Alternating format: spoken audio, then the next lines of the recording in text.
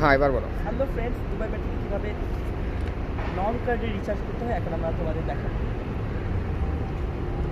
নন card এখানে 38 দিরহাম balance আছে। তো এখন আমি বাই করব টপ আপ দেবো। টপ আপে আমি দিব 20 দিরহাম। 20 দিরহাম দিলাম, আমি ক্যাশ দিলাম। এখন আমি দিব 100 দিরহামসের একটা নোট, 100 দিরহামস।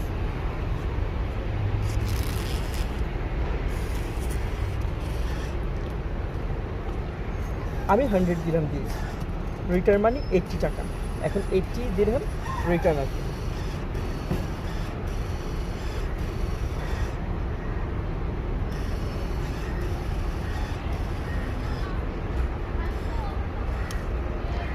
এই 80 দিরহাম রিটার্ন চলে আসছে।